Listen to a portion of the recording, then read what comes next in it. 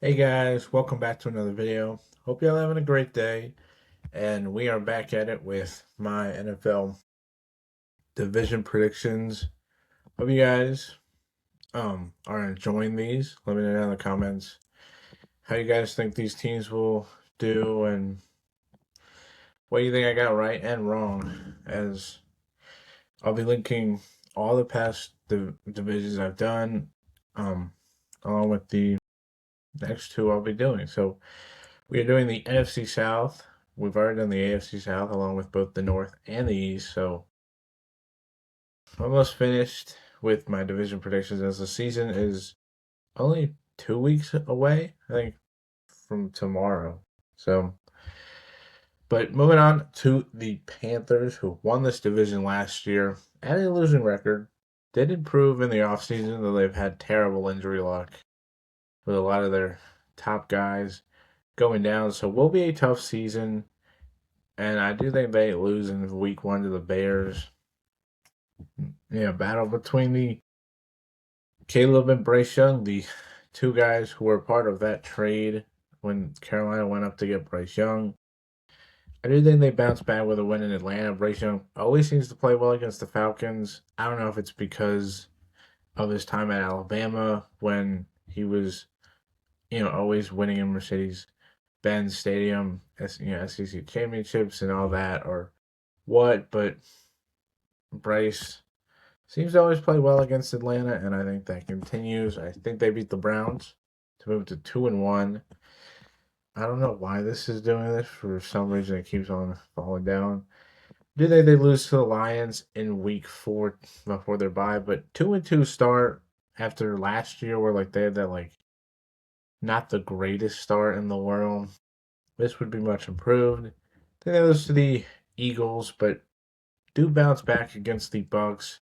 Not high on Tampa Bay, as I've said in past videos when they've been brought up. I think the Bucks could finish in last place in this division. It's either them or Atlanta. I think Carolina and New Orleans right now are the front runners in this division. So I think they get the win there. I do think I had the Packers winning this game, so we'll have Green Bay win that one. Denver. Sorry, I think Denver goes on the road and beats the Panthers. So I don't know why this is doing it. And then week 10 at New Orleans should be a fun game, but I think New Orleans at home gets the win, which the Panthers fall to 3-6. Tough stretch. I do think they lose to the Ravens, sorry. But I do think they sweep the Bucks, which I know, it's like really, but I'm not very high on this Bucks team, and I mean they nearly did it last year. That Monsoon game at the end of the year. So Tampa's capable. I did have them pulling off the upset against the Vikings, which you might be like, really? Minnesota losing? But I feel like there's always some crazy game late in the season that like nobody sees coming. As I said, I think they split with New Orleans. I had them losing to Cincinnati, Pittsburgh, Seattle, but I do think they sweep the Falcons. Yes, I think Tampa and Atlanta get swept. Actually, I kind of think the Bucks will win this one. Sorry, Carolina fans. Which would put them at 6-11. Not the greatest record, but it's a really tough schedule for Carolina. I mean, this is a first place schedule where they've got to play a lot of tough teams. I mean, 6-11 does seem like it's not going to be the record because I feel like they always win games that they shouldn't, but it's a really tough schedule and it's going to be hard for me to um pick a lot of these games. Moving on to the Bucks, who finished second in the division. I think this is going to be a disaster year. And it starts off in week 1 in the battle of two teams I think should have fired their head coach. I think Cincinnati gets the win there. I do have them bouncing back. I think I had beaten Cleveland. This Minnesota game is interesting, especially with the Vikings' early stretch. But I do think Minnesota gets the win there. I do think they bounce back with a win against the Packers at home. I think they lose to Dallas on Thursday night. Should be a fun game there. The Steelers game, it is interesting, and I'm not sure. I think the Steelers won, so I'll pick them. I think they split with Atlanta, so they'll win their home. Even though last year they won at Atlanta, Atlanta won at Tampa Bay, so that'll be interesting. I think they have them losing to Chicago. Moving on to the second half of their schedule, where I think they're 3-6 enter their bye. Another loss would drop them to 3-7. They would bounce back with a win. I do think they lose to the Chargers, Ravens. I think they split with New Orleans. So I think they lose their final 3 games, which would give them a record of 5-12. Yeah, I'm not high on Tampa Bay. I think this is going to be a year where everything just collapses. Like they have just held on to this division just because the rest of the teams were not very good. And I do think that the Bucks are inevitably going to fall apart, and I think it definitely could happen. Like this defense under Todd Bowles was bad last year, and I mean they were able to get a contract negotiated with Vita Vea, so he'll be back. But I don't know if this defense is going to be very much better. Like I do like their additions in the draft, free agency, but don't know how much Todd Bowles really does to this. I didn't like Zach Robinson as an OC hire. I mean, he didn't work without he didn't work out with the Falcons, so I don't see how it's going to work in Tampa Bay. This offense, I do like, but it's just how much confidence can I say Zach Robinson gives this offense? Not much. And 5-12 seems like a reasonable record for a team that I think could collapse this upcoming year. But are the Falcons, who finished third in the division, not high on them either. I don't think Tampa or Atlanta really are going to be any good this upcoming season. And I think it starts with a week 1 loss to the Steelers. Then they lose to the Packers and Saints to fall to 0-4, which is crazy. Um, I think they lose to the Ravens. I think I had them beating the Bears, so that would give them the first win. Actually, I think they would beat San Francisco to get back-to-back wins. Lose to the Bengals. Well, this is just a brutal schedule, and I'm not really high on Atlanta. At home against the Chiefs before their bye. I think they're 2-7 at this point, so I think they lose to the Chiefs, Vikings, Lions. I do think I had them being the Browns, losing to Washington, and splitting with the Saints. Right? I had New Orleans winning the first two. Yeah, 5-12. This is a division where it's probably the worst in football, so I'm not very high on any of these teams to eclipse more than maybe 9 wins. Not high on Atlanta. I think this is a year where neither QB looks good.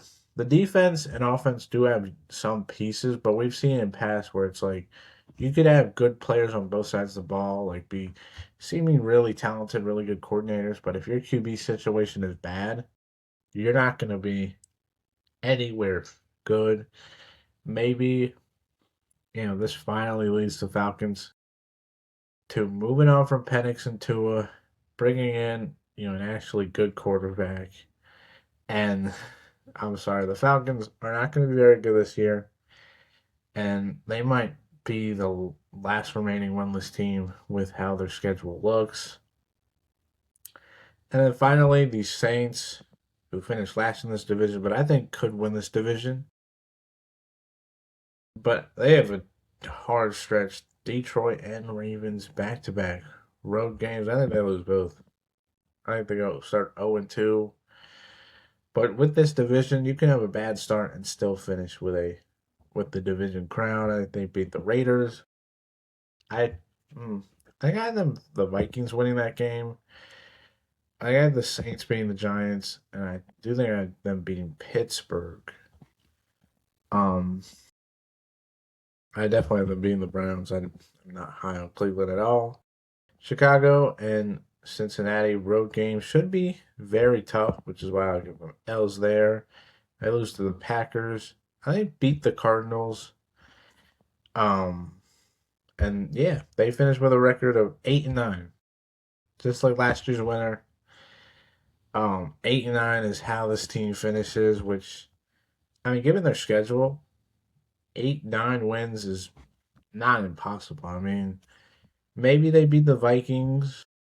Maybe they um beat the Packers, who I'm not very high on, or like they very could get to 9 wins, but I think that's the maximum for the NFC South. Like, unlike the rest of the divisions, none of these teams are that great. It's just New Orleans and Carolina, I feel like, are just slightly better than Tampa Bay and Atlanta, which is why I think they could be better. I don't want to have the Panthers going 6-11, but like it's a very tough schedule. So like, who do I have them? Maybe I have them beating Denver. That definitely could be possible. I feel like the Broncos could slip up in Carolina, and 7-10, I think, is a much better record. Yeah, both finishing 5-12. I'm just not high on the Bucks and Falcons. I think both teams are going to have. Well, Tampa Bay is going to at least have a new head coach and possibly a new quarterback, especially if this year goes as disastrous as I think it is. Baker might just want to move on and would rather join a new team. So they could have a new head coach and QB. Atlanta, I think, will definitely have a new QB. Hopefully, a rookie that can inspire this team because they're loaded. I mean, you talk about that defense, especially year two under Jeff Ulbrich, I think should be really good. The skill position players are great. The offensive line, despite Caleb McGarry retiring, is still really good. And I just think if they had better QB play, the Falcons for sure would be in the mix for this division. I mean, if the Bucks had a better head coach, they'd be in the mix for this division, which is kind of crazy. Because if they had kept Liam Cohen, imagine what Liam Cohen as a head coach, you know, keeping with the Bucks consistently, they'd probably be the front runner every year with how good Cohen was this past year in Jacksonville. I think the Bucks made the wrong choice, a couple years ago, letting him go, thinking, oh, we can just replace him with another great coordinator because Dave Canales, he was great. They moved on from him, and Liam Cohen was great. So they were like, oh, we can just continue to turn them out. And then that didn't work out. And yes, injuries did play a part in why the Bucks were not very good. But this team also is not very talented. Like, they have pieces on this team that are very good, but for the most part, the Bucks are not very talented. And coaching really was the reason that they were exceeding expectations, winning playoff games, and they made the wrong decision. It came back to bite them when the team underperformed last year, and I think they continue to underperform this year as they fall apart. Bowles gets canned by the end of the year, and the Bucks are looking for a new coach, potentially a new QB, hoping to bring back some of the success that they've had. Because Jason Light is a really good GM. It's just the team has not had very good coaching really since Bruce Aaron. Like, they haven't had good head coaching since Bruce Arians left in 2021. Um, and I just think the Bucks need to find a better coach. Maybe potentially keeping Baker Mayfield, and this team could catapult because the Saints and Panthers are like good teams, but like I don't think they're like that great. Where like if the Bucks just make the right additions, just like with the Falcons, if these teams just make the right decisions on coaches and QBs, I feel like they would be on top. But instead, they aren't very good at making those decisions, which is why I think both teams end up below 500 pretty substantially, and I think both teams will be looking for new faces of this team come next year. But that'll be my NFC South predictions. The Saints going 8-9 and winning this division with a losing record. I know. The Panthers 7-10. Still think they will compete for this division, but the injuries are going to be a big factor, and we'll see. If this team is more consistent this upcoming year, I definitely think that they could win more games, potentially have a winning record. It's just they've got to be more consistent. And the Bucks and Falcons, I have both finishing 5-12. Tampa Bay slightly better because I think Atlanta gets swept by the Panthers, which is why they're down here in last place. Both teams don't think are very good, and I think both teams will be at least looking for new quarterbacks. Tampa Bay, a new head coach by the end of the year, hoping to find the next face of their franchise to get back to competing at a high level the way both teams can with the right people in charge. So that'll do it for today's video. Pretty short video. Tried to make it longer, but it's kind of hard to do that, picking, game by game. Only 4 teams, and I know I skipped weeks by just like saying I'm gonna pick them and not really giving any explanation, but there's not really much explanation to give to like some games that I just think are like guaranteed wins or losses for these teams.